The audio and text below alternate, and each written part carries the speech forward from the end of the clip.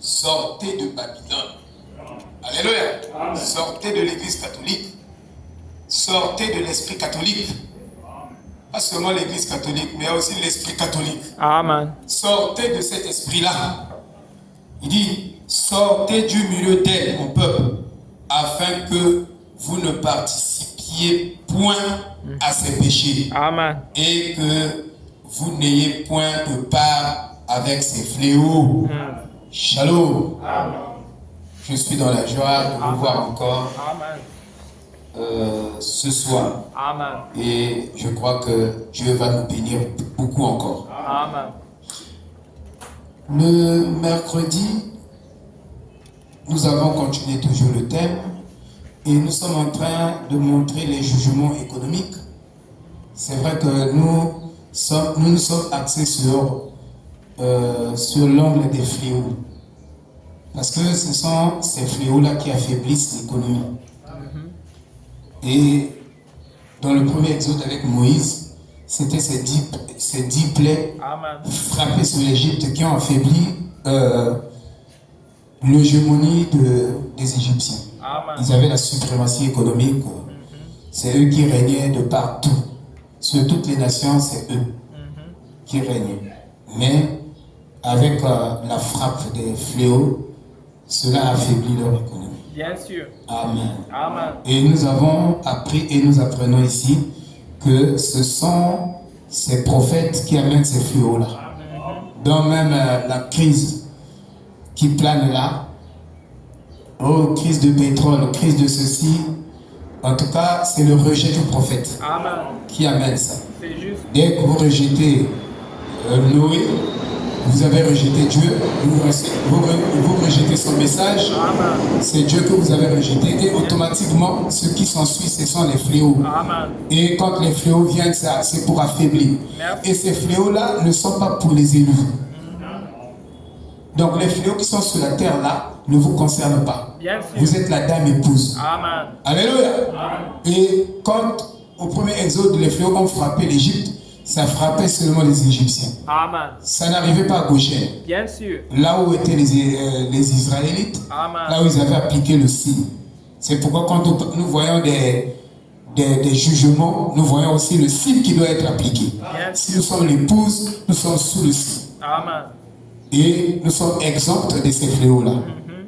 Donc, ça veut dire que les fléaux peuvent quitter ici, ça vient dans cette direction-là, mais ça ne va pas toucher ta maison. Bien sûr. Ça va dévier. Bien sûr. Ça va changer de direction. Alléluia. Parce que toi, tu es à gauche. Et ta maison aussi est à gauche. Tu as appliqué le signe comme Rahab la prostituée. Waouh. Que Dieu soit loué. Amen. Et nous avons dit à beaucoup des écritures dans Apocalypse quand nous lisons, ça concerne les anges terrestres. Amen. C'est ce que nous avons appris. Et nous allons, je crois, chronométrer ça un tout petit peu. Quand nous lisons, par exemple, Apocalypse chapitre 16, verset 17. Apocalypse 16, verset 17.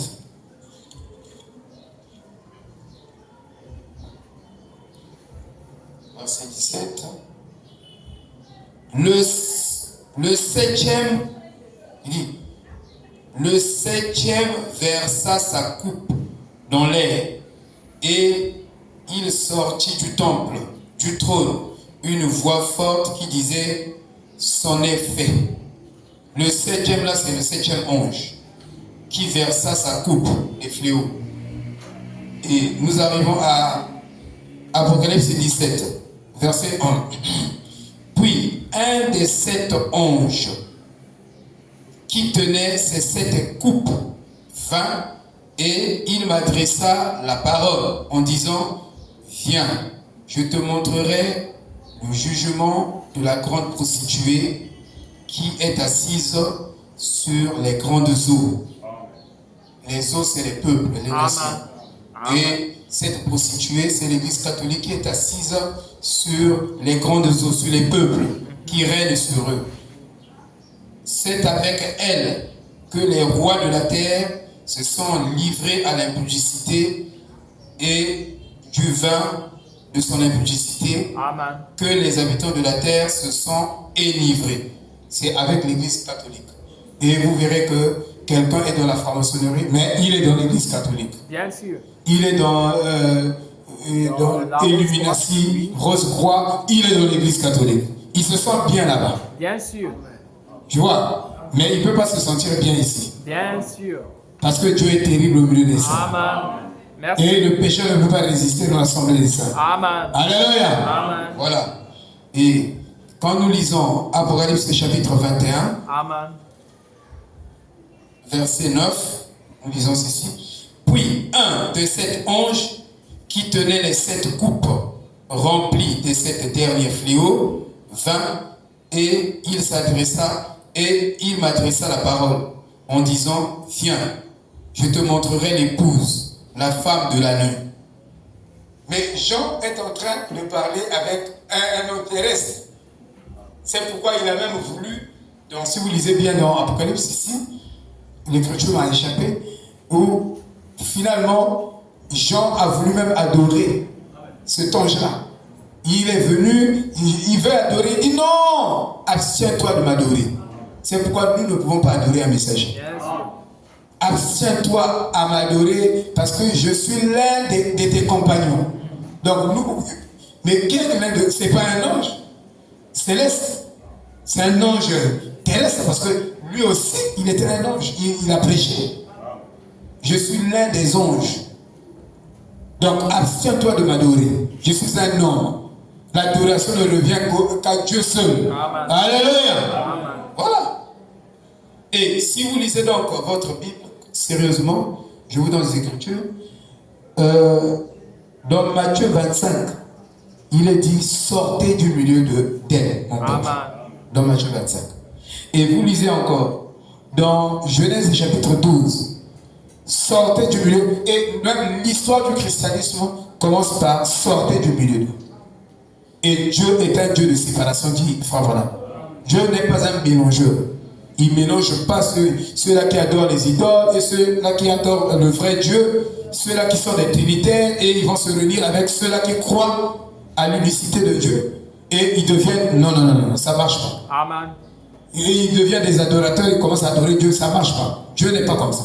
Amen. Amen. Il n'est pas un Dieu de confusion. Merci. Ça, c'est la confusion. Et Babylone signifie confusion. Bien sûr. Alléluia. Voilà. Et si vous lisez dans Apocalypse chapitre 3, il est écrit sortez du milieu d'elle. Vous lisez dans Apocalypse chapitre 5, sortez du milieu d'elle. Dans Apocalypse 18, 4, sortez du milieu d'elle. Donc vous voyez, Dieu nous appelle à sortir du milieu de Babylone.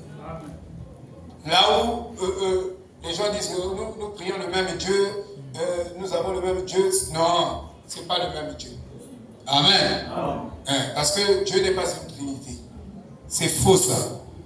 Et donc vous allez étudier, vous allez constater que entre Apocalypse chapitre 17 et Apocalypse chapitre 21, alors il y a l'accomplissement de 1 Thessaloniciens 4,16.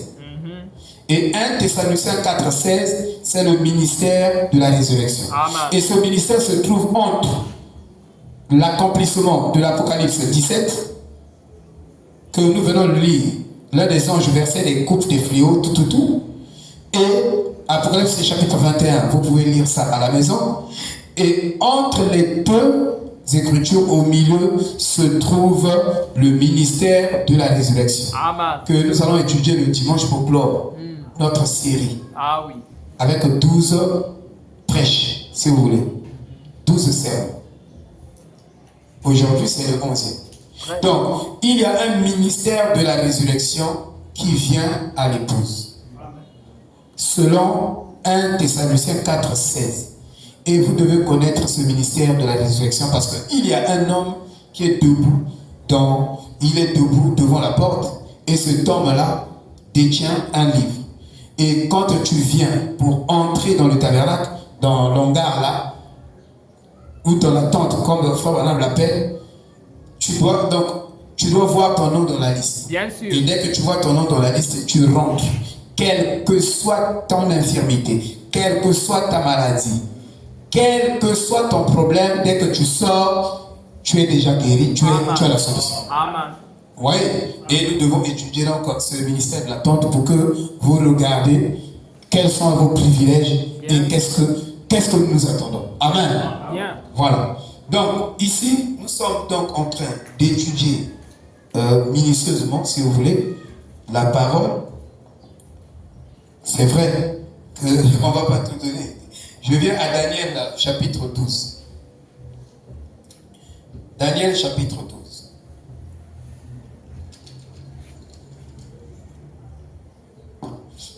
Avant de lire Daniel, chapitre 12, je lis le début et la fin de la dispensation des gentils, au paragraphe 100. Eh bien, Daniel avait l'assurance qu'à la fin de la dispensation des gentils, lisez-le, quand vous rentrerez à la maison, il dit lisez-le, remarquez ici que nous avons lu juste là où Frère Madame a cité ici le passage de Daniel 12. Et je cite, en ce temps dit Daniel, en ce temps, c'est-à-dire maintenant, en ce temps-là commence avec le temps de la pression. Donc, en ce temps de la pression, en ce temps-là, ce temps en question donné par Daniel, ça commence avec la pression. Et je lis, tournez les regards vers Christ. Tournez les regards vers Christ. Après, nous allons commenter. Au paragraphe 39, lisons. Bon, lisons d'abord 38. Alors, maintenant, je vais vous dire quelque chose là que je n'ai pas dit jusqu'ici. Amen. Voici, c'est que la chose que nous attendions depuis si longtemps, Voilà. depuis bien des années, au moins 4 ou 5 ans, peut-être plus, Amen. le troisième poule a maintenant été confirmé. Amen. Et je suis sûr que vous savez tous ce que c'est. Amen. Donc, Frère Madame dit que vous savez tous ce que c'est. Donc, nous ne pouvons pas être dans l'ignorance Amen. de la confirmation du troisième poule. Nous avons 4 expériences Ah oui. que le prophète a faites sur le troisième poule. Et ces expériences-là n'étaient pas seulement faites en 1963. Bien avant, le troisième poule était déjà en action. Et quand Frère Branham les réunit pour présenter ça comme un tableau, et vous avez l'impression que cela se passait seulement en 1963 et plus. Mais sinon, il y a beaucoup des écritures sur le troisième poule que Frère Branham a expérimenté avant 1963. Ah oui. Amen. Ah oui. Voilà, donc vous devez comprendre tout ça. Il dit, maintenant, souvenez-vous, il n'y aura jamais d'imitation pour cela, pour le troisième pôle, parce qu'il est sacré. Et quelque chose qui est sacré, on ne dit pas ça beaucoup de fois. Amen. On dit ça une fois et on ferme la bouche. Bien sûr. On garde ça secret. Parce que sinon, ça va perdre même son essence de sacrement, de sacré. Amen. Voilà. Et ne parlez pas la parole de Dieu quand vous êtes ivre. Et la Bible dit, Dieu appellera en jugement ceux-là qui prennent la parole de Dieu en vain. Amen. Donc, tu joues avec la parole de Dieu. Ah, tu sais, frère, tu fais des bêtises, tu fais des rigolades avec la parole. Non. Il faut être sérieux. Parce que là-bas, c'est un chapitre sérieux. Amen. Ce n'est pas un chapitre de la distraction. Il faut séparer les choses. Vous êtes des enfants de Dieu. Il dit maintenant, il a vu le jour. J'ai été prévenu de ceci, que bientôt, à l'heure actuelle, c'est arrivé. Il dit, c'est arrivé. Simplement, il dit, prévenu. À l'heure actuelle, c'est arrivé. Simplement, afin qu'il puisse identifier sa présence parmi vous. Et Frère Branham dit, le comble de son ministère, ou le focus de son ministère, Frère Branham dit, c'est de déclarer que Christ est ici. Amen. Ça, c'est le comble de son ministère. Ça, c'est le focus de son ministère. Amen. Que Christ est ici. Bien sûr. Et il dit que s'il est ici, alors tous nos désirs sont exaucés. Amen. Tu as besoin de quoi ce matin ou ce soir, mon frère, ma soeur? Amen. Amen. Si c'est la guérison, reçois la guérison. Amen. Si c'est l'élévation, reçois l'élévation. Si c'est le travail, reçois le travail. Parce que quand il est là, tous nos désirs doivent être comblés. Amen. Alléluia. Oh, j'aime ce Dieu-là. Amen. Et quand il vient au milieu de ses enfants, il ne les laisse pas partir comme ça. Bien sûr. Il pourvoit. Amen. Il est Jéhovah Jireh. Là où il n'y a rien, il crée. Amen. Oh là là, un tel Dieu mérite la louange. C'est juste. Il dit, parmi vous, voyez-vous, mais il ne sera pas utilisé puissamment tant que ce conseil ne commencera pas à serrer la vis. Le troisième ne commencera pas à être utilisé efficacement, puissamment, tant que le Conseil mondial des églises ne serre pas ses vis. Donc, ici, il faut dit même que les papes qui n'ont pas connu Joseph, donc Joseph c'est toi et moi. Alléluia. Ils vont serrer, ils vont serrer, ils vont serrer, ils vont emmener la pression. Oh là là, il dit, ils vont serrer la vis. Et quand il le fera, à ce moment-là, les pentecôtistes et autres, ils peuvent imiter presque tout ce qui se fait. Les pentecôtistes peuvent imiter presque tout ce qui se fait. Ils ont la guérison divine. Voilà. Ça, je vous dis, la prophétie, ils en ont. Hein? Ils prophétisent, c'est juste, et puis ils font. Vous comprenez? Et Fabiola me dit, après l'enlèvement, l'église catholique va prêcher le message. L'église protestante va prêcher le message. Les pentecôtistes vont prêcher le message. Ça va monter là-bas, ils vont prêcher ça ouvertement. Mais nous ne serons plus là. Amen. Alléluia. Amen. Ça sera trop tard. Bien sûr. Il dit, mais quand ce moment viendra, quand la pression viendra, alors ce que vous avez vu temporairement, vous le verrez se manifester dans la plénitude de sa puissance. Amen. Voyez. Amen. Amen. C'est la pression que nous sommes en train de jouer ici. Et donc Daniel 12 dit ici, en ce temps-là, de cette pression, il dit, ce temps-là commence avec le temps de la pression et se poursuit dans la tribulation. Il y a la pression et la grande tribulation. Or, l'épouse va connaître la pression. Mais l'épouse ne passera pas par la grande tribulation. Mais connaître la pression, oui, l'épouse va subir la pression. Voyez, l'épouse des nations est enlevée de la terre pendant ce temps. Donc, Dieu traite uniquement avec Israël. Amen. Michael, qui est Christ, le grand chef, qui tient ferme, il prend sa position avec les enfants de ton peuple. Amen. Et ce sera un temps de détresse. Oui. Un temps de grande détresse. Amen. Une agglutination. Il dit, ou une pression qu'il n'y en a pas eu depuis qu'il existe une nation, à savoir jusqu'à ce moment-là. Même Covid-là, 19 là, c'est petit. C'est petit. Hein? C'est petit. En face de cette pression. Donc, nous savons que le mot pression est un terme économique. Le mot pression, la pression. En fait, les économistes emploient ça beaucoup. La pression. Ils aiment utiliser ça. Hein? Dans le jargon économique, vous trouvez pression au niveau des finances. Et même les banques seront sous pression. Et c'est ça qui va entraîner la DPJ financière et beaucoup de choses. Et nous le voyons tout le temps dans les journaux financiers. Et les magazines à propos de l'économie qui conduit dans une pression. Et à ce moment-là, ton peuple sera délivré. Donc, laissez la pression venir. Amen. Laissez. Ce n'est pas vous qui provoquez ça. Laissez que ça vienne. C'est Dieu qui permet ça. Et quand ça vient, alors, observez le troisième mot. Bien sûr. Alléluia. Amen. Et je vous dis que cette parole devient vivante quand vous êtes sous des épreuves. Bien sûr. Quand vous traversez une épreuve, c'est là où cette parole peut se faire chair en vous. Merci. C'est là où vous pouvez voir la réalité de la parole. Amen. Mais tant que les épreuves ne sont pas là, vous ne voyez pas la réalité de la parole. Je vous dis la vérité. Ce mot délivrer veut dire sortir discrètement en sécurité. Comme l'enlèvement est secret de l'église. Donc délivrer, c'est sortir discrètement en sécurité. Ah oui. Voilà. Donc, quiconque sera trouvé écrit dans le livre de vie de l'agneau. Donc, nous pouvons ajouter encore une pensée que dans la vision de Frère Branham de la tente, ceux-là dont les noms étaient dans le cahier là. Parce que dans la vision, il voit un homme qui est debout devant la porte de la tente.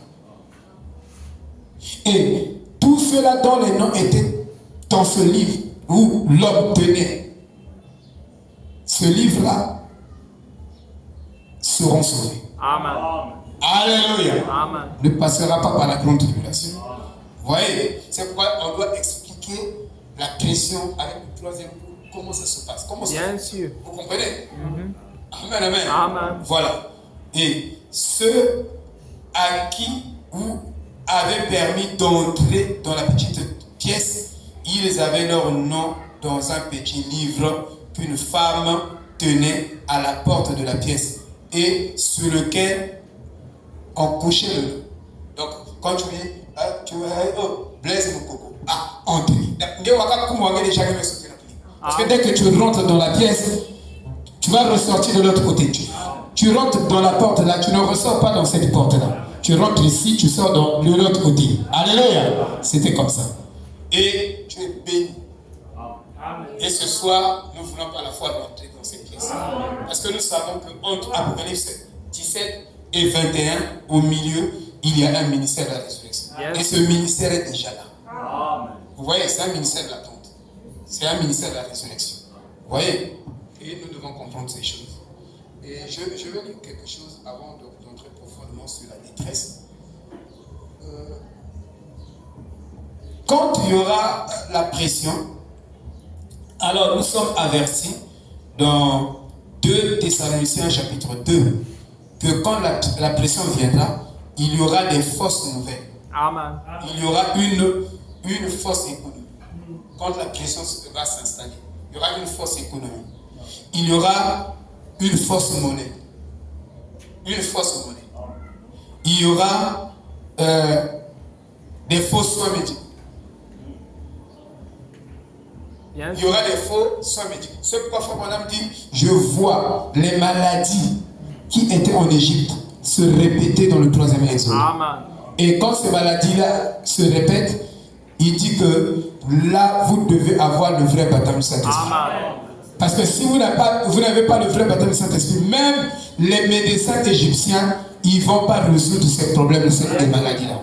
Ils ne vont pas solutionner. Ils vont aller dans les laboratoires, ils vont étudier, ils ne vont pas arriver à solutionner cela. Amen. Il n'y a que le baptême du Saint-Esprit qui va nous sauver. Donc ici, il dit, il y aura des fausses productions de nourriture. Il y aura une fausse éducation. Il y aura une fausse... Donc ici, nous avons 5 faux anges dans 2 Thessaloniciens 5. Mais ces 5 faux anges viennent sous forme d'humilité. Et c'est une fausse humilité. Donc il y aura une fausse éducation, une fausse adoration. Il y aura un faux évangile, vous voyez, qui apporte une fausseté ou un faux salut. Vous voyez? Et il y aura du faux de partout. Dans question et réponse de 1954, Frère Branham dit ici, le monde est entré dans ce genre de conditions. Écoutez, le monde est entré dans ce genre de conditions. Or, quand Malachie 4 vient et restaure la condition du cœur. Amen. Notre condition du cœur, c'est que notre cœur a endurci. Bien. Mais quand nous sommes restaurés, nous ne sommes plus dans une condition du cœur endurci. Amen. C'est un cœur flexible à la parole. Amen. Comme Jésus a dit, une nouvelle outre. Une nouvelle outre. Jésus dit une nouvelle outre. Donc un nouveau cœur. Il dit, on ne met pas le vin nouveau dans une nouvelle outre. Et dans une ancienne outre. Il dit qu'on ne peut pas prendre un vêtement déchiqueté, ancien, et coudre avec le vêtement nouveau. Vous voyez, donc ça ne marchera pas.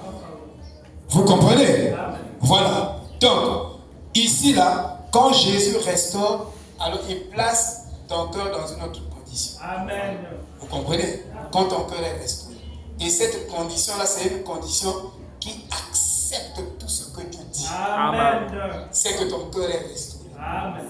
Ne doute pas, ne boude pas, ne désobéis pas, accepte ça comme tel. Voyez? Maintenant, regardez, je vais vous montrer quelque chose ici. Le monde est entré dans ce genre de conditions. Car c'est un Sodome et un Gomorrhe moderne.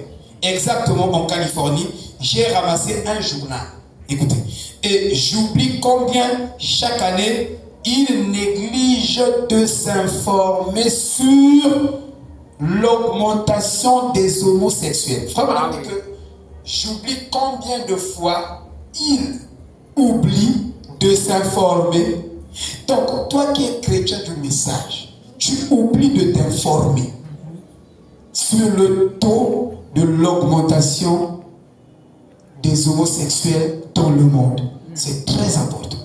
Même le taux du sida. Ça montre le cumul des péchés des amoureux. Et ça montre comment le péché est en train de cumuler. Et ça montre comment le pape qui se succède, il y en a un qui n'a jamais connu la miséricorde. Qui va frapper les enfants d'Israël. Qui va frapper l'épouse. Donc il faut faire la transposition, alléluia, de ce qui s'est passé en Égypte et appliquer ça avec nous. C'est ce que Frère Branham appelle la typologie. Il dit, il néglige de s'informer. Nous avons seulement dans le message des chrétiens négligents. Ils pensent que si je connais ce qui se passe autour du monde, donc je deviens moins spirituel. Tu es un négligent. Ton prophète te dit que tu es négligent. Il dit, il néglige de s'informer sur l'augmentation des homosexuels. Même, il dit, même leur désir naturel entre le mari et la femme et ainsi de suite, quittant les gens. Tu vois? Même le désir naturel. Tu vois? Une femme qui a déjà la ménopause, même à 30 ans, ou je ne sais pas combien d'années, il vit avec son mari. Non. Pour elle, le désir naturel là, tu es charnel. Tu es charnel, mon chéri est charnel. Non, parfois il est cochon seulement. Il n'est pas trop charnel. Amen. Alléluia. Amen. Non, c'est toi qui es charnel. Alléluia. Toi tu es malade. C'est tout.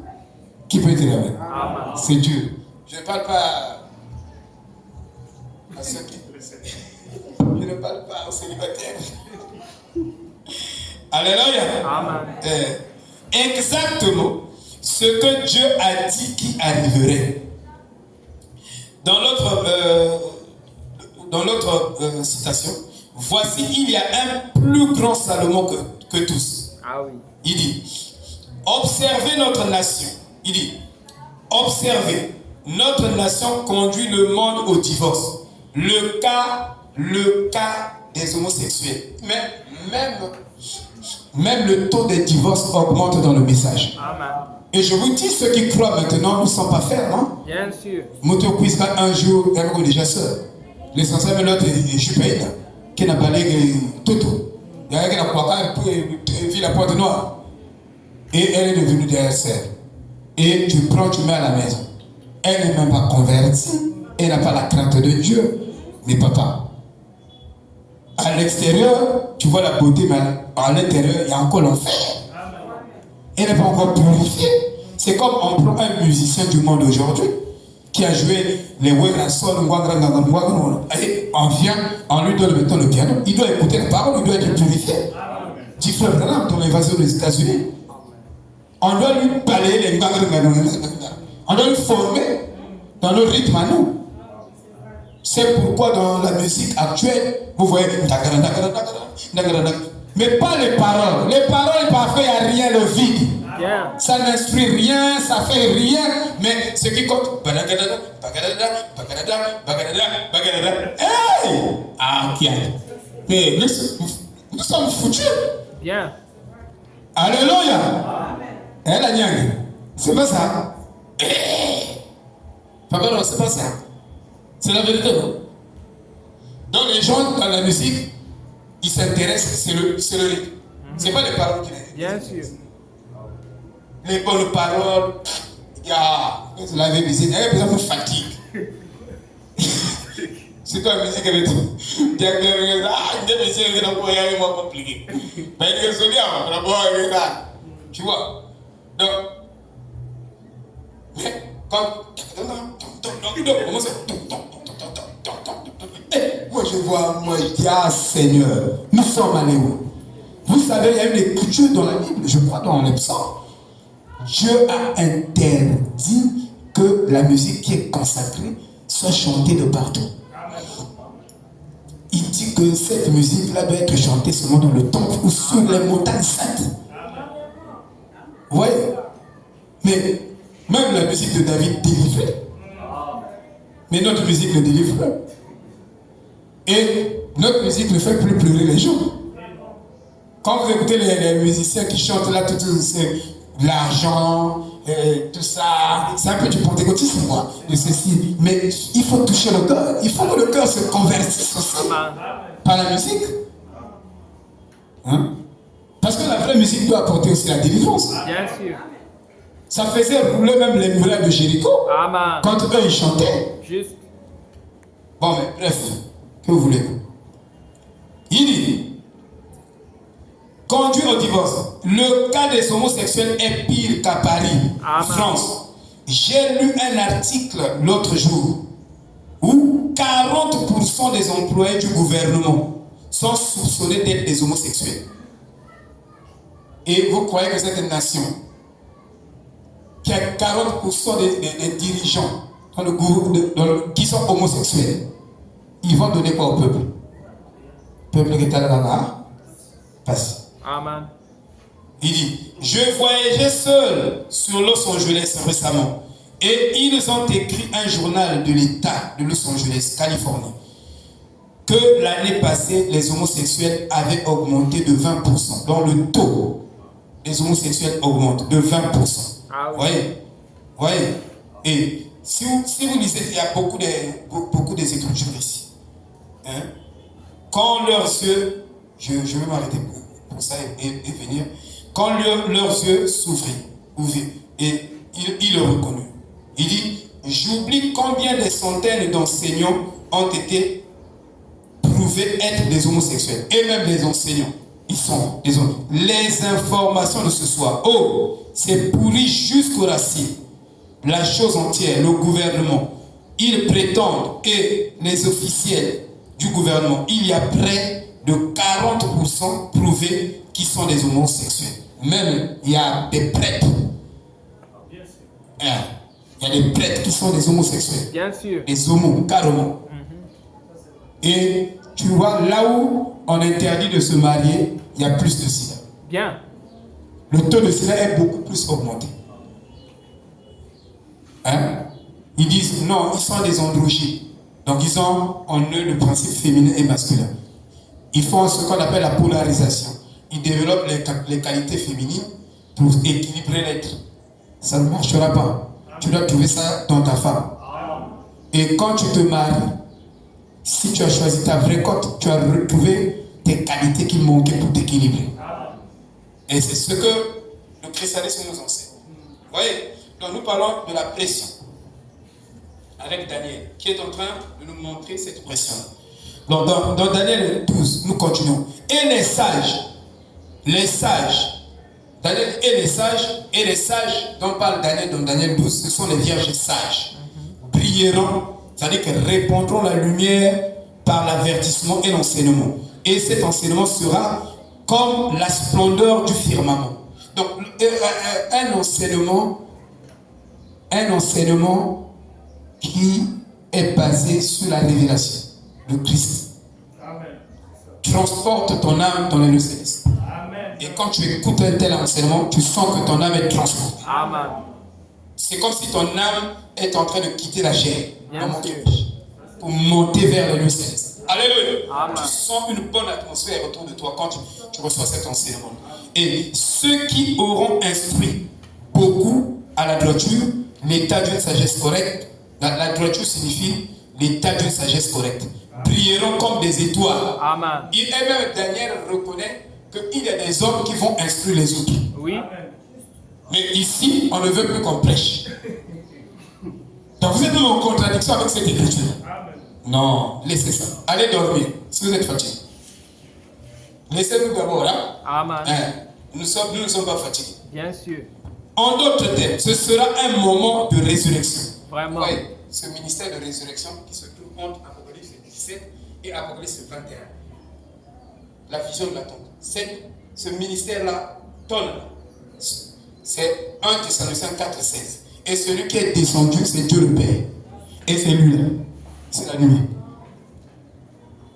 C'est pas le Fils de Dieu.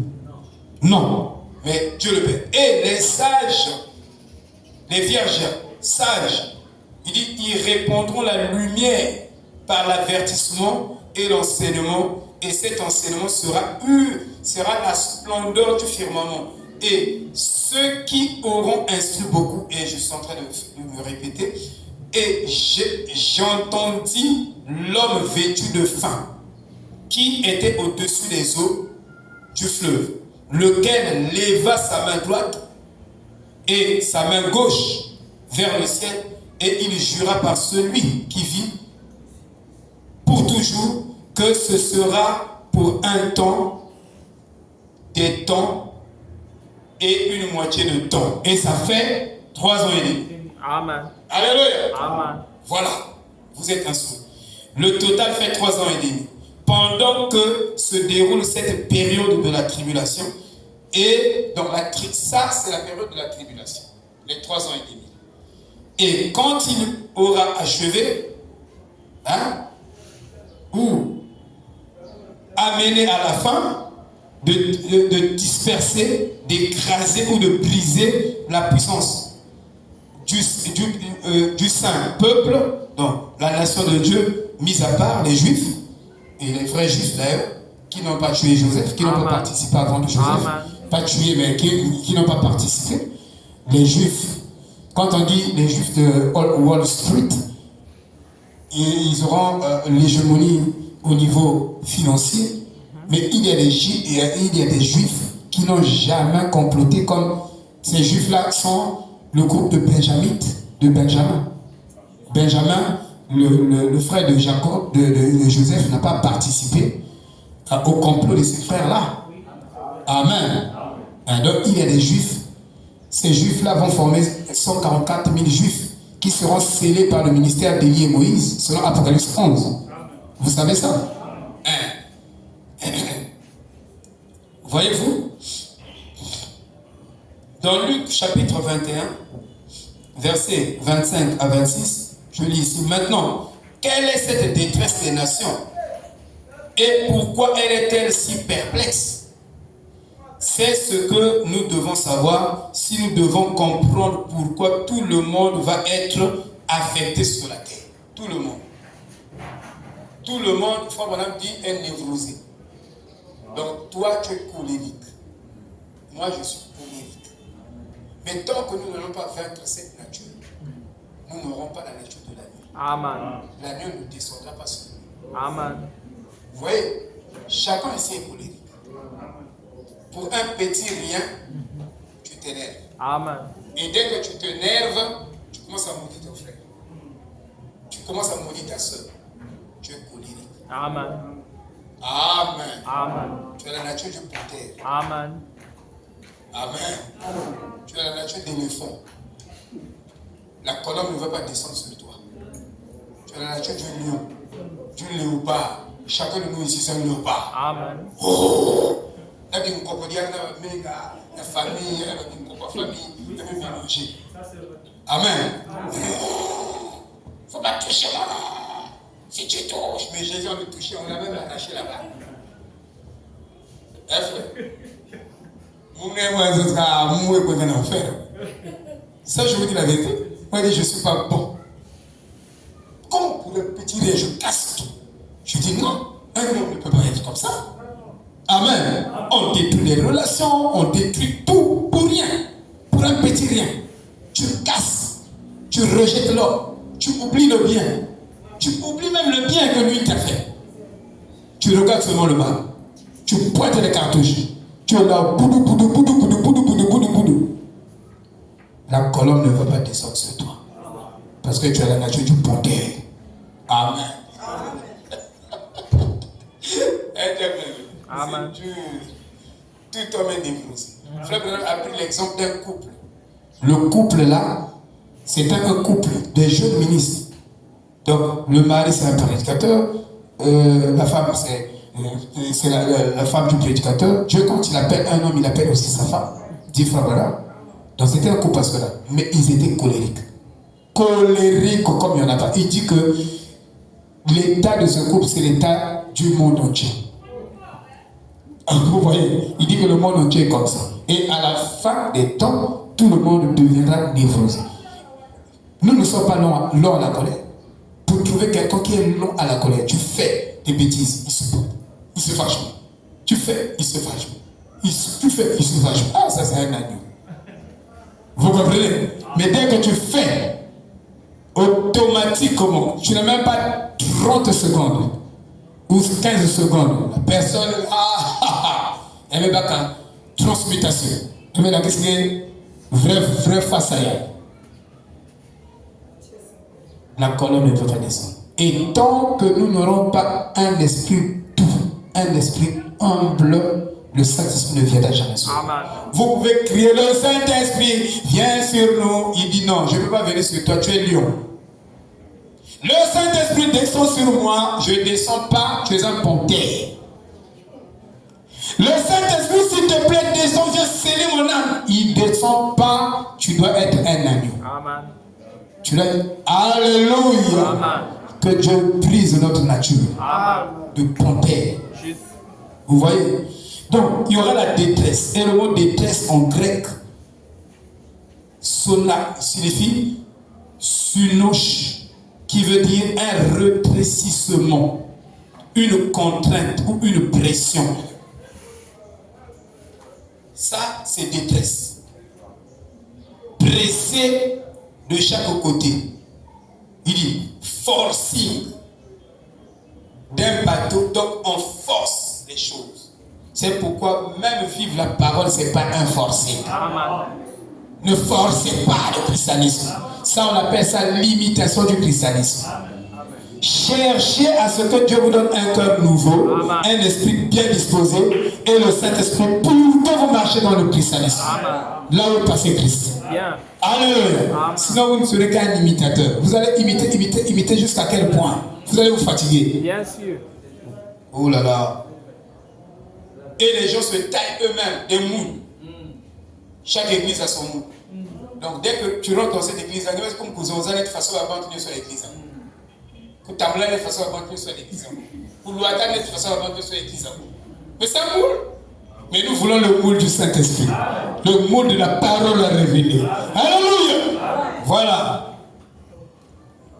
Voyez-vous? Un forcing. Donc forcer un animal à un endroit. À rentrer. Hey, rentre dans la cage. Hey, rentre dans la cage. C'est ça la pression. Rentre dans la cage. Savez-vous que Dieu ne règne jamais par contrainte? Amen. Dieu n'est pas comme ça. Dieu ne force pas quelqu'un. Si tu veux me partager, tu me partages.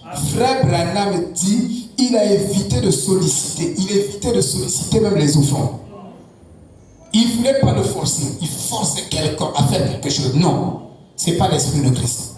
L'esprit de Christ, là où est l'esprit de Christ, c'est là où est la liberté. Donc chacun est libre. Vous voyez, il doit se sentir. Il est concerné, il est impliqué et là, il vient faire. Mais si on vient vous forcer, vous allez faire par contrainte. Et ça ne bénira pas. Vous allez murmurer, vous allez faire ceci et tout et tout. Et ça ne sera pas un avantage pour l'église. Vous voyez? Donc, à partir de ceci, vous voyez, un traitement, donc il y a des contraintes où il ne peut pas se déplacer. Alors l'agriculteur peut administrer un traitement médical contraignant, ou ainsi de suite, pour un malade. À partir de ceci, nous pouvons donc voir que le monde entier est poussé ou pressé dans une condition universelle de tous les côtés pour recevoir le traitement médical appelé le nouvel ordre économique mondial ou un gouvernement mondial. Et alors, nous voyons que le monde sera perplexe par cette pression. Et le mot perplexe signifie qu'ils sont embrouillés, confus et ne comprennent pas vraiment ce qui se passe. Et ainsi, ils vont commencer à paniquer. Souvenez-vous, Frère Branham a dit que le monde doit entrer dans une condition névrotique. Et la première étape de cette condition de la névrose, c'est l'anxiété, qui est l'inquiétude au sujet de ce qui peut arriver. Et c'est pourquoi les gens, mais qu'est-ce qui peut arriver ici? Moi, je ne sais pas qu'est-ce qui peut arriver ici, mais je ne sais pas qu'est-ce qui peut arriver. Non, quand tu es en Christ, tu es en sécurité. Voilà, tu es en sécurité, mon frère, ma soeur. Il ne faut même pas craindre quelque chose. Amen. Je lis ici. Hébreux chapitre 3, de 1957, paragraphe 4. Et ainsi, je crois que, bon, je vais sauter beaucoup de trucs qui ne le concernent pas ici. Il dit, ce peuple anglo-saxon, il est fini, c'est tout. Il n'y a plus d'évangile que l'Amérique puisse recevoir. Oh, l'Amérique en tant que nation. Nous en aurons quelques-uns qui sont éparpillés ça et là de temps en temps. Mais, tout comme l'évangile, c'est terminé.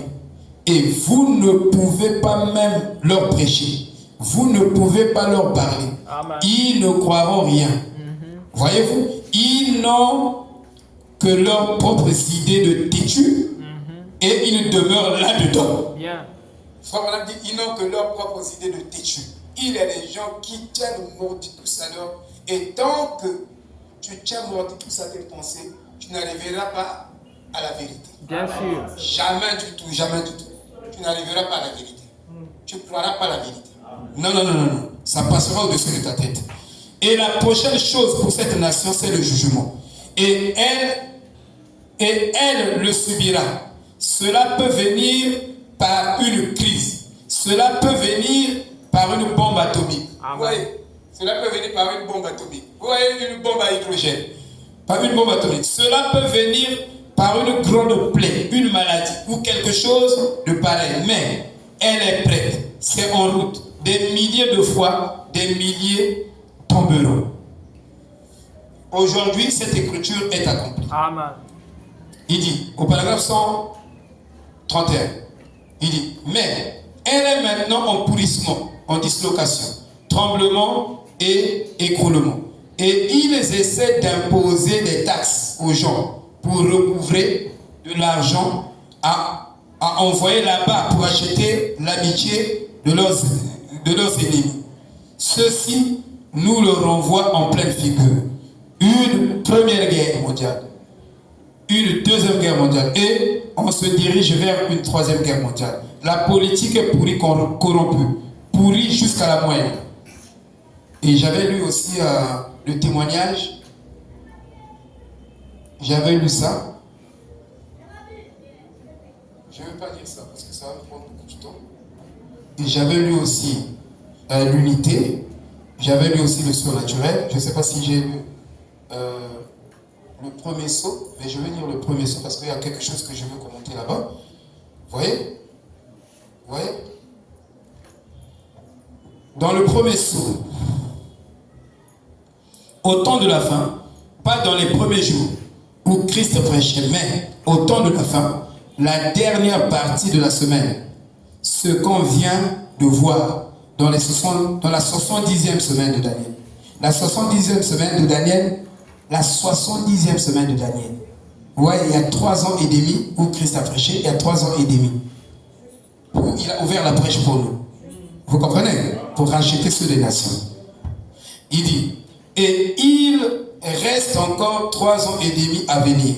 Pas vrai, l'Assemblée dit Amen. Et ce prince et ce temps-là, il dit, il doit faire une alliance avec le peuple de Daniel, donc les Juifs. Or, ça, c'est une fois que l'épouse est enlevée. Elle ne verra pas la tribulation, et ainsi de suite. Maintenant, je suis au paragraphe 347. Il dit, mais j'ai quand même pu traverser le Vatican d'un bout. Vatican signifie maison de caillou. D'un bout à l'autre, où vous n'arriveriez pas à l'acheter pour 100 milliards de dollars. Donc, si vous avez 100 milliards de dollars, vous ne pouvez pas acheter Vatican. Ouais. Qui peut dire amen? Alléluia. 100 milliards. Même le budget du Congo, c'est combien? Le budget annuel. 2880 milliards. 2880 milliards. Voilà. 2880 milliards. Environ 100 000 milliards de CFA. Papa? Environ 3 000 milliards de francs CFA. Environ 3 000 milliards de dollars. Ça, c'est. De francs CFA, pardon. Ah, je suis là. Excusez-moi. Et de francs CFA. C'est trop faible par rapport à. Vous comprenez? Donc, il dit, vous n'arriveriez pas à l'acheter pour 100 milliards de dollars. Eh bien, il dit, et pensez-y, les richesses du monde, la Bible dit, ont été trouvées en elle. Les richesses du monde ont été trouvées en elle.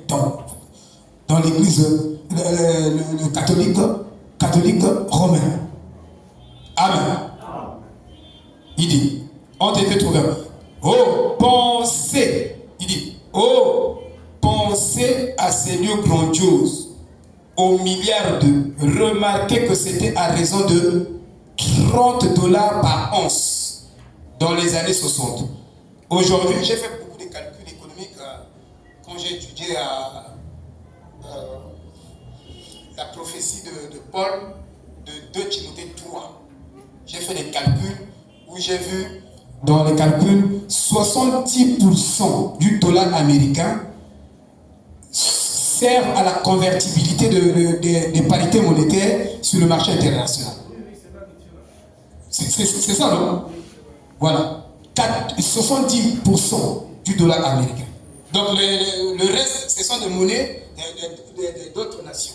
Mais donc le poids de la monnaie, la force monétaire dans le commerce international, c'est la monnaie américaine. Même s'il y a la rivalité, il y a des pays de l'Europe qui s'unissent pour combattre le dollar, ainsi de suite, mais la prophétie est en cours. Amen. Alléluia. Amen. C'est ça la vérité.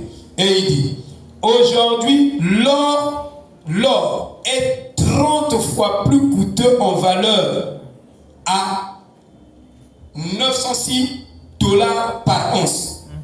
Par conséquent, 100 milliards seraient, multipliez ça vous-même, 100 milliards seraient dans, c'est beaucoup, exposant, donc si je prends donc 100 milliards de dollars, ça sera 10 fois 10 exposant, je ne sais pas si je fais ça mathématiquement bien, 10 fois 10 exposant 22. Je ne sais pas. Ou 10, bon, si je dis 1.0 fois 10 exposant, non, c'est comme ça. C'est 10 exposant. 1 point, donc je prends milliard, 1 milliard fois 10 exposant 22. Je crois que c'est comme ça. Ah, vous les mathématiciens. Que celui qui est un bon mathématicien calcule le chiffre de la bête. On va calculer. Amen.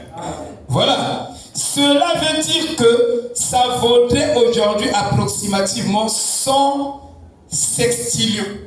100 sextillions. Une fois quand on faisait les calculs ici, pour la construction, je dis déjà bienvenue. Il y a la calculatrice. Ah oui. Bon, 100 sextillions. Tu vois que je maman, je suis déjà noyé. Ah oui. Vous voyez? Maman, c'est là, peut-être. Ma bienvenue. 100 sextillions. Machali, vous faites ça, mon mot. C'est faux. 116 stylos. Donc personne ne connaît. Bon, vous allez calculer ça. Dimanche, vous apportez, hein? Hein? 116 stylos. Nous sommes en train d'étudier la valeur là. Parce que le prophète nous en parle. N'est-ce pas? Et tout ce qu'il nous dit, nous devons étudier ça, frère. Cela veut dire que ça vaudrait aujourd'hui approximativement 116 stylos. Et je devine, cela représente seulement, il dit, cela représente seulement que ce serait chiffré en des sextillions. Voyons que le mot Vatican, Vaticae, veut dire la maison de Caïn. Ah oui. Eh bien, les richesses du monde, dit la Bible, ont été trouvées en elle. Les richesses du monde. Donc, n'allez pas ailleurs. Il dit, pensez à ces lieux grandioses aux milliards. Pourquoi le communisme a été englouti dans le catholicisme? C'est à cause du fait que le communisme ne pouvait pas résister devant le catholicisme. Et il n'y a aucune nation qui résistera devant le catholicisme. Détrompez-vous. Amen. Et après que l'église aura été enlevée, Rome et les Juifs vont faire alliance l'un avec l'autre. Donc si vous pensez que ça se passe maintenant, oubliez. L'alliance là de Rome avec les Juifs, c'est pas maintenant. Non, non, non, non, non. C'est après l'enlèvement. La Bible a dit qu'il le ferait avec le peuple saint. Donc après l'enlèvement, Rome va faire alliance avec les Juifs.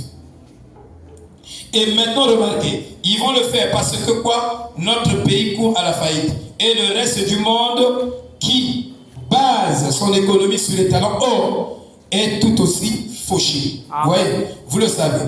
Et si nous vivons en ce moment des impôts qui seront dus dans 40 ans, les impôts qui seront dus dans 40 ans, où en sommes-nous? Il n'y a qu'une seule chose qui puisse se faire, c'est de retirer la monnaie de la circulation. C'est ce que nous avons dit la fois. Donc nous sommes en train de voir la pression. La pression. Je vais dire encore quelque chose ici. Dans la statue de l'homme parfait, au paragraphe 287, avez-vous entendu Lifeline l'autre matin? Eh bien, vous savez, c'est comme lorsque vous vendez des titres sur l'or. Les titres sont déjà ramassés. Et ce gouvernement actuel dépense maintenant l'argent de quoi? Des impôts qu'ils percevront dans 40 ans. Et ils sont rentrés dans, il dit, les économies par anticipation rationnelle. Et il y a une théorie sur les économies des anticipations rationnelles. Quand tu arrives, tu n'as rien. On te dit que tu n'as rien, mais tu peux travailler pendant 10 ans. Et en travaillant pendant 10 ans, tu vas acheter une voiture. Au lieu d'attendre les 10 ans, prends déjà la voiture à crédit. Ça, c'est un effet anticipatoire. Donc, tu consommes l'argent ou tu consommes le bien avant d'encaisser de l'argent. Oui. Donc, avant d'avoir le pouvoir d'achat pour acheter ce bien-là, on te donne déjà le bien. Tu es en train de consommer, mais entre-temps, tu es en train de payer ça petit à petit, petit à petit, petit à petit. Et il y a une grande théorie des effets des anticipations rationnelles. C'est ça qui a mené même l'histoire des dettes, on peut te financer, tout ça. C'est partant de cette théorie économique. Ils ont appliqué ça maintenant dans la vie sociale quotidienne des ménages. Vous voyez?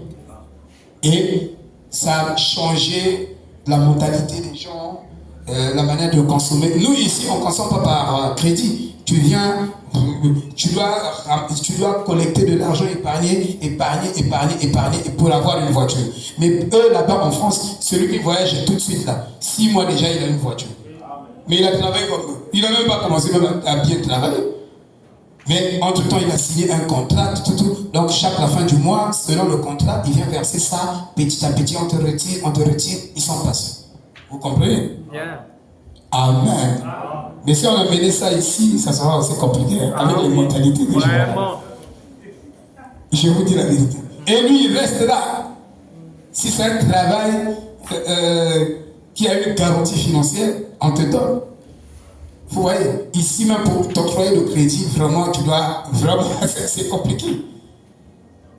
Et l'économie fonctionne comme ça. Hein? Dans les pays développés. Et c'est pas un péché. C'est un système. C'est un système qui est comme ça. C'est un système économique. C'est pas un péché. L'essentiel est que tu respectes les clauses du départ avec. C'est pas un péché. Et les frères ont des voitures maintenant, ceux qui ont voyagé d'ici là. Oh, maintenant vous aussi vous la voiture là. Ah, je suis dans la voiture. Ah. Mais voilà, j'étais ça ici.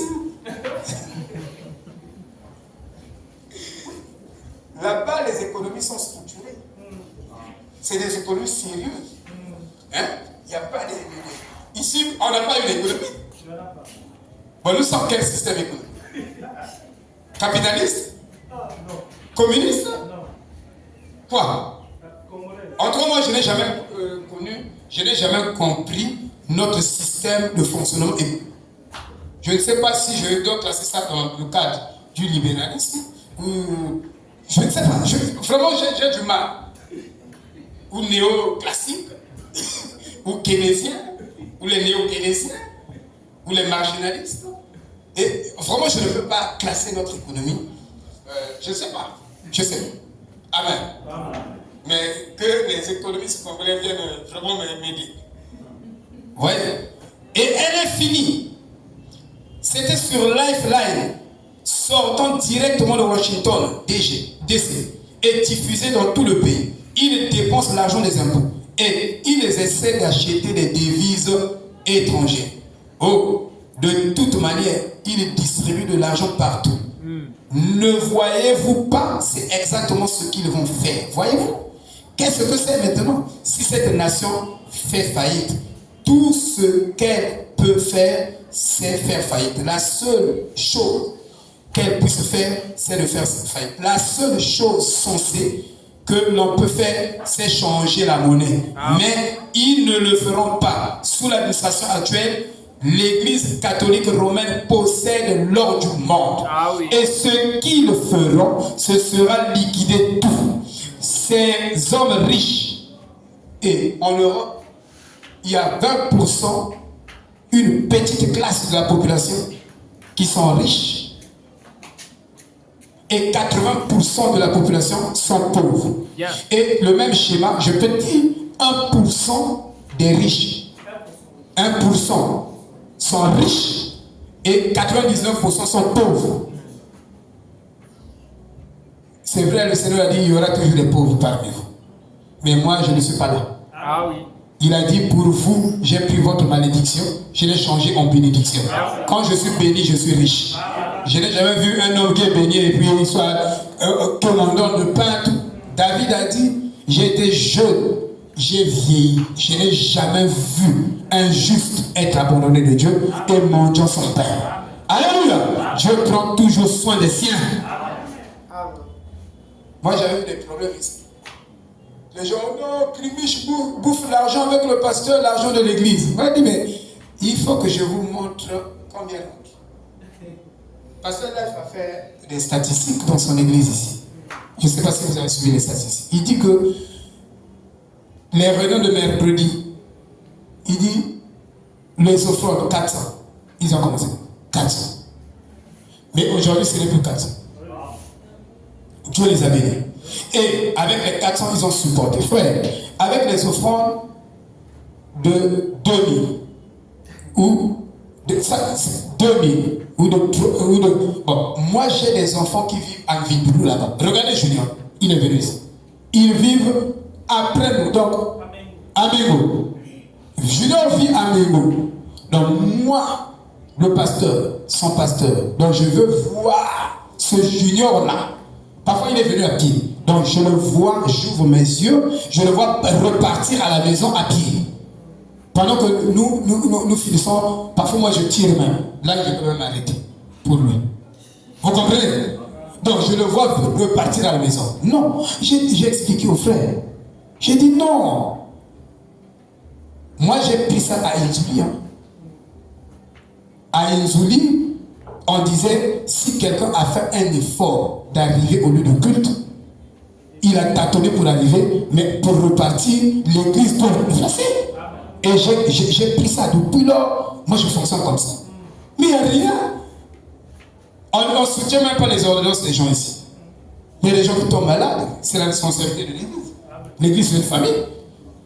Et les diacres sont là pour encourager ça.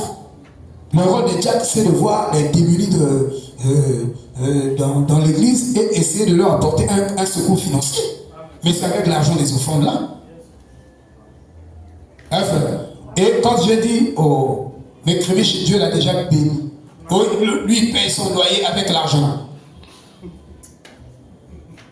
Donc maintenant, c'est qui paye son loyer? Puisque lui, il loue. Les gens sont maudits. Hein?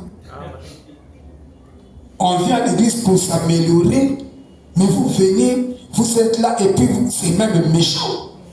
C'est votre frère. C'est votre frère. J'ai milité ici, Yannick perd le boulot. Papa. Quelqu'un même pour l'aider, même comme ça, là, c'était difficile. Prendre 5 000 donner à Yannick.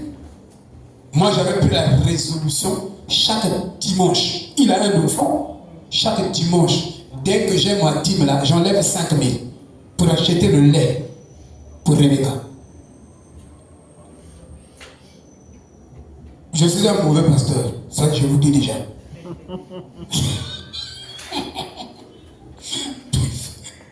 Amen. Amen. J'étais en train de causer avec le frère Guy. Je dis, oh, frère Guy, vous avez besoin d'escroquer au monde.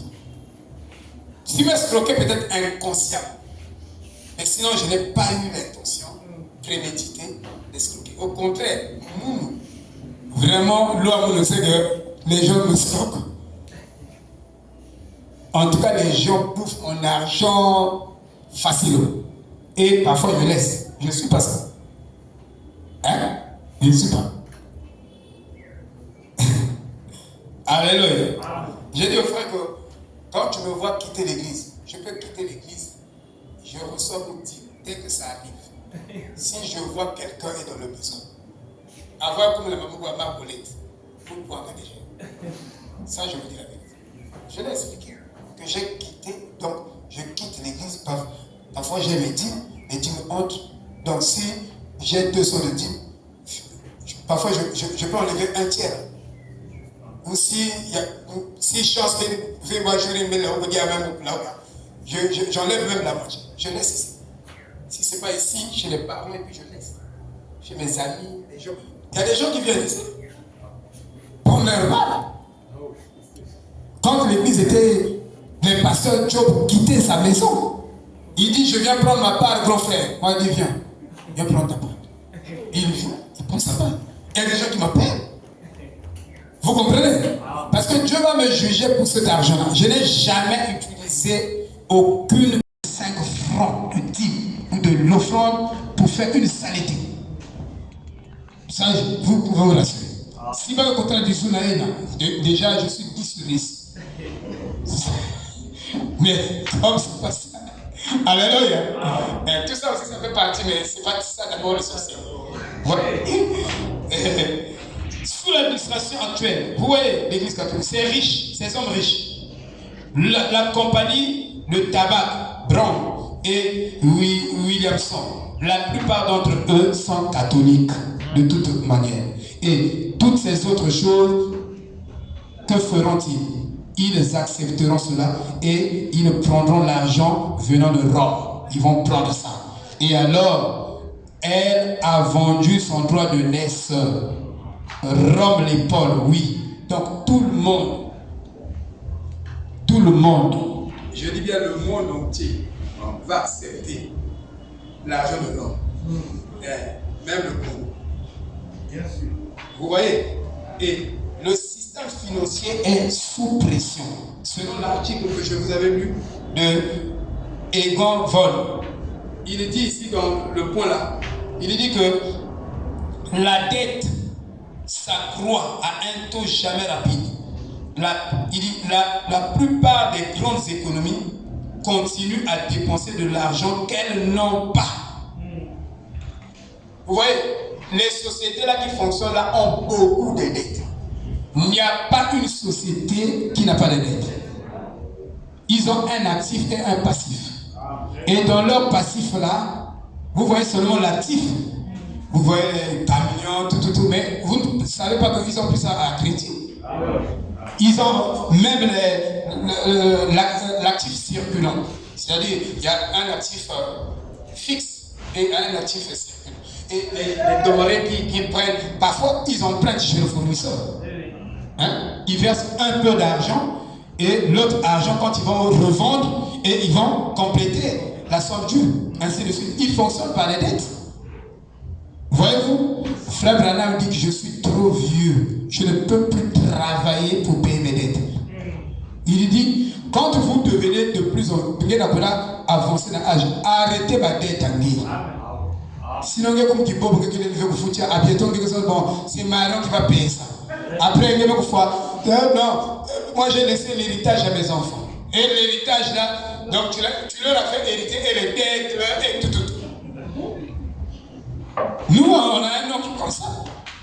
Il nous a laissé des enfants, mais nous avons bénéficié des enfants. Mais il a laissé aussi les dettes. Nous, on a payé les dettes de notre oncle. Vous comprenez? Amen. Donc,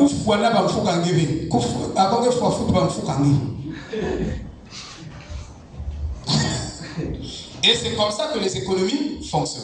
Amen. Il dit, l'argent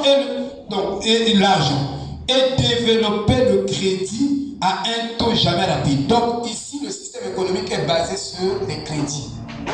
Si vous voyez que même dans les pays de l'Est, pour s'en sortir financièrement, économiquement, on fait des tantis. Il y a tant, jour temps, il y a escroc. Il y a un tête. Il y a la fin. Donc, Bénia me trouve dans la fin. Il y a ce qu'on a voyagé dans le Lomé, dans le contenu. Il y a un petit qui va dans le Lomé. Mais il y a là, Amen. Les gars qui font les tantis, ce n'est pas un péché, hein? Faire les tantis. Hein? Mais pratiquer les emprunts à 30%, tu pêches. Amen. Parce que tu augmentes tu pêches. La Bible dit tu prêtes à intérêt. L'intérêt là qu'on appelle 30%. Hein? On peut discuter ça. Mais quand tu vas dans ta banque là, tu vas emprunter, non? Et on dit emprunter par intérêt. Est-ce que tu paies? Non, je vous pose la question. Est-ce que tu as péché? Allô? La Bible dit que tu ne dois pas prêter ton argent à ton frère à intérêt. Il veut te 30%. Donc, Datimé Lunga, doublé. Après, l'autre date, doublé. Et surtout que les gens qui prêtent à intérêt, on doit réfléchir. Dès que nous sommes en il faut gagner. N'a pas marché, mais nous pouvons il faut me payer. Frère, j'ai essayé d'emprunter à intérêt. C'est pas moi qui prêtais. Mais j'ai emprunté par intérêt. Qui a péché? Entre moi et celui-là. La Bible dit ne prête pas ton frère à intérêt. J'étais coincé. Hein? Mais je n'ai pas emprunté chez un frère, c'était un païen.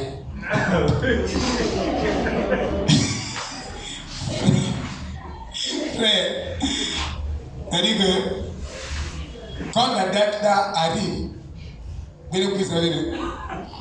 pas ça plus pour moi, il n'y aura pas de prière aussi.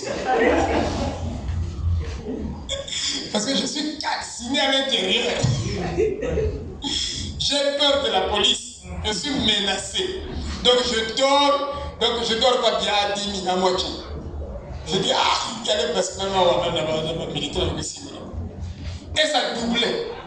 Sur 1 million que j'ai emprunté, j'ai payé 1 million. Lui, il est là. 1 million.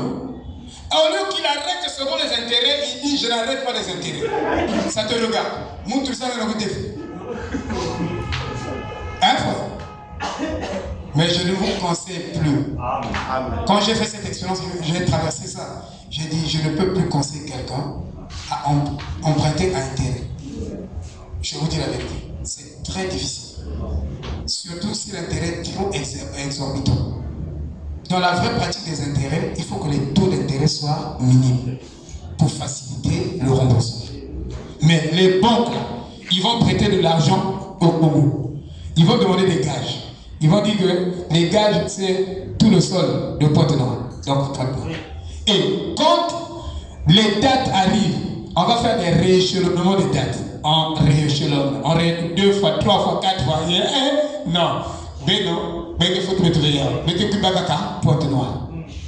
Donc, tout Pointe-Noire, bet par une dispute. J'ai bien vu que nous avons un bébé qui est allé chasser. Petit nous allé. Mettez quoi dans le bois. Puis après, on va chinois, maintenant, comme dans une zone. Donc, tu es dans le Yignon. Mais c'est tout le monde qui a la vidéo.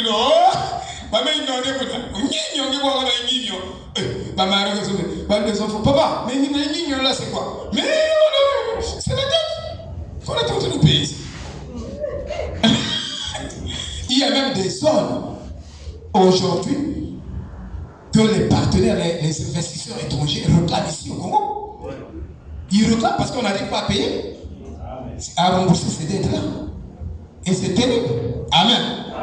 Donc notre économie est sous pression. Et ce que je vous dis là, ça va arriver. C'est comme ça que ça commence à fonctionner. Amen. Mais avant que les choses sont pires, sois dans l'arche. Entre dans l'arche. Et ce soir, nous sommes venus pour entrer dans l'arche. Shalom. Shalom, shalom.